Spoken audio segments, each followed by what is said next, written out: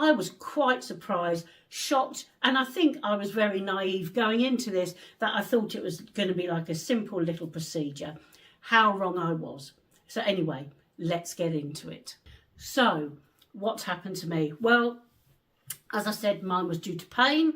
I got taken into the hospital and I got taken straight through and put into a ward and given a bed and gowns. I was shocked, a bit taken aback about this. I was actually quite shocked because I thought it was just going to be a, an in and out. I didn't think I'd have to get in a gown.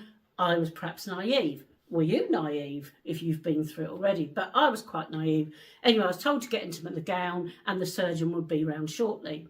Surgeon came round and drew on my leg, which looked like a black Sharpie. If you've seen Nip and Tuck, you'll know what I mean. And you've seen the pictures as well. And yeah, so they said I would be the first one down. Wasn't sure how I felt about being the first one down. I don't think anyone ever wants to be the first one in anything, well, except if you're winning a race or something.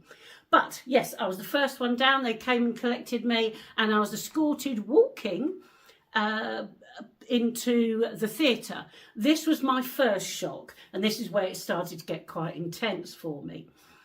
The theatre was huge. There was one bed in the middle, which obviously was for me, and in the room was 2 anaesthetists, 2 surgeons and 2 nurses to assist in the procedure.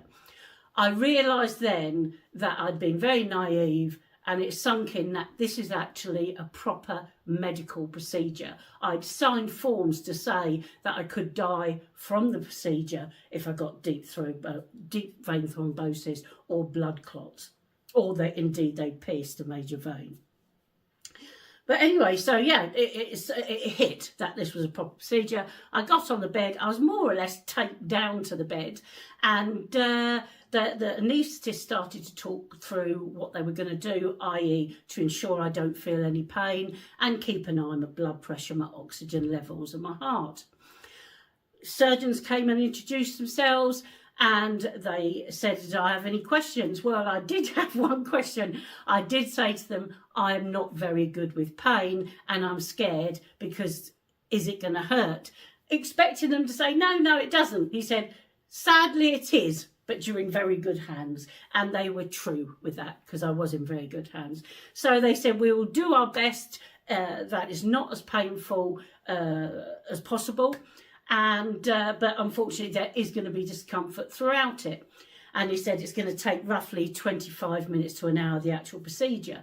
Again, this is the second time I was surprised because I was thinking, I'll be in and out maximum an hour. Well, the procedure takes between 25 minutes and an hour. The actual preparation took me over an hour, just about an hour and 10 minutes. And the procedure itself took just under an hour. So I was actually in that theatre for 2 hours. I had to stay very still. Sometimes the bed tipped up, rotated up, so I was near enough standing on my head.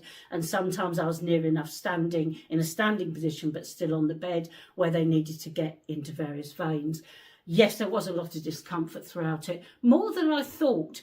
And also I had to stay very, very still for the full hour because the surgeons were concerned, obviously. They had a very pointy thing in my leg, which is, I've just shown a picture, and they were obviously concerned they didn't pierce anything they didn't want to. So they said to me I really had to stay still, and staying still when you're in a bit of pain was not an easy one. But anyway, after 2 hours, they said finished, all went well as expected, the veins, and yeah, should be good to go. So I got taken out of theatre, went into recovery. They checked my observations again, blood pressure, oxygen and everything, and then whisked back through to my bed. The nurse came out and I said, when can I go home? And she absolutely shocked me here because she said you can go home within an hour as long as your final observations are okay. They then proceeded to dress my leg. The surgeons had put a dressing all the way up my leg, right from my groin to my ankle, because they had gone in through my groin, through my knee and through my ankle. They then put a compression bandage on my leg to keep everything nice and tight and to allow my leg to recover, and said I couldn't take it off for 48 hours, and then I could just have a quick wipe round, but then it had to go back on. I had to wear it for 7 days, 24 hours a day, and then a further 7 days just in the daytime. So 4 weeks out now. Where am I at? Well, as you can see, the leg doesn't look a lot different.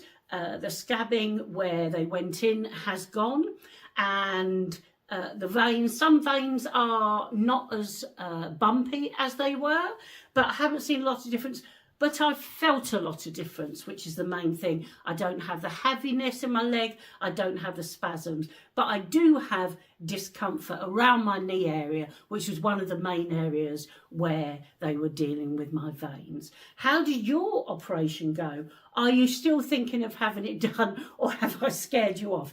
I hope I haven't. I hope I've given you some answers from someone who's really been through it, and does it reach your expectations?